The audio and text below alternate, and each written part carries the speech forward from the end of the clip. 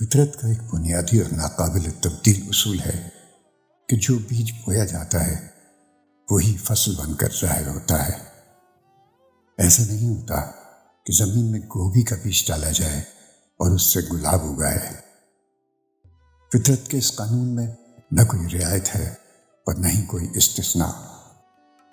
یہ اصول کائنات کی ہر شے پر یکساں طور پر لاگو ہوتا ہے، خواہ وہ زمین سے اگنے والی نباتات ہوں یا انسان کے اعمال، رویے اور کردار۔ انسان کا طرز عمل دراصل ایک کھیتی کی مانند ہے۔ وہ جو کچھ اپنے قول و فعل سے دوسروں کے دلوں میں بوتا ہے، وقت گزرنے کے ساتھ وہی اس کے سامنے آ کھڑا ہوتا ہے۔ محبت، احترام اور خلوص کا بیج بویا جائے تو جواب میں امن، اعتماد اور وابستگی کی فصل اگتی ہے، اور اگر ظلم، سختی اور ناانصافی کا بیج ڈالا جائے تو اس کی کوکھ سے نفرت، بغاوت اور دوری کے سوا کچھ جنم نہیں لیتا۔ یہ فطرت کے خلاف ہے کہ ظلم سہنے والا ظالم کے لیے محبت اور عقیدت کے جذبات پالے۔ ایسا خیال محض خوش فہمی ہو سکتا ہے، حقیقت نہیں۔ یہی اٹل اصول اولاد کی تربیت میں بھی پوری شدت کے ساتھ کار فرما نظر آتا ہے۔ وہ بچے جو سختی، تحقیر، خوف اور گھٹن کے ماحول میں پروان چڑھتے ہیں، اکثر نفسیاتی طور پر کمزور ہو جاتے ہیں۔ ان کی شخصیت دب جاتی ہے، اعتماد مجروح ہو جاتا ہے، اور وہ آہستہ آہستہ والدین سے ذہنی اور قلبی طور پر دوری اختیار کر لیتے ہیں۔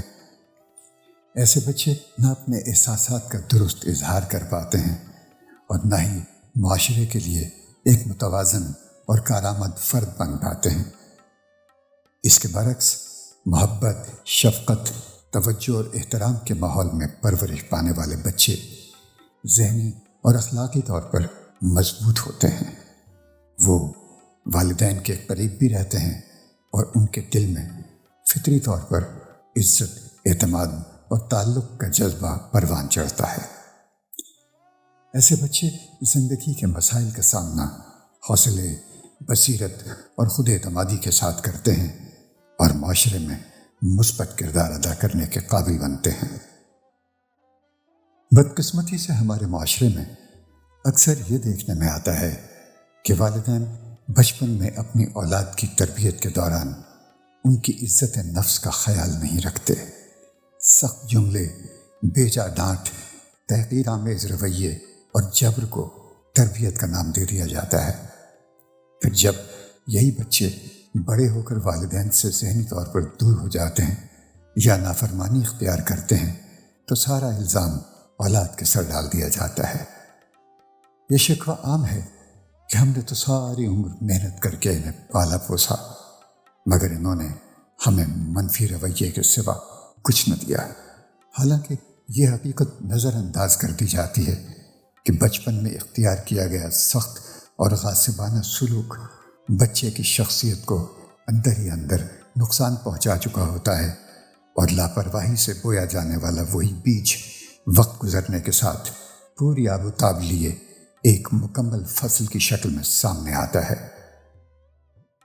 اگر یہی منفی رویے فرد سے نکل کر پورے معاشرے میں رچ بس جائیں تو اس کے نتائج نہایت بھیانک صورت اختیار کر لیتے ہیں۔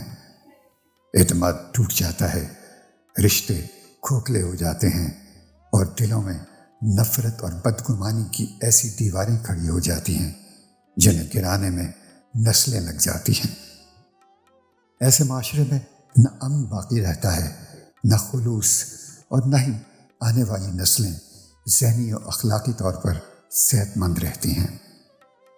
بالآخر یہی رویے جرائم، انتشار، بدامنی اور اخلاقی زوال کی شکل میں اجتماعی نقصان بن کر ظاہر ہوتے ہیں۔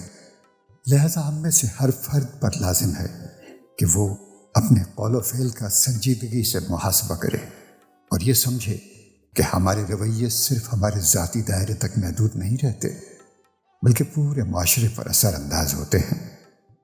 اگر ہم چاہتے ہیں کہ ہماری آئندہ نسلیں مضبوط، باوقار اور صالح ہوں تو ہمیں اپنی زبان، اپنے رویے اور اپنے طرز عمل کو محبت، عدل، برداشت اور احترام کے سانچے میں ڈھالنا ہوگا۔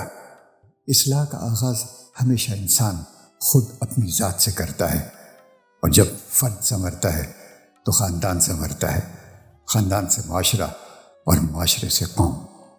فطرت کا اصول اٹل ہے، ہمیں وہی کاٹنا ہوگا جو ہم آج بو رہے ہیں۔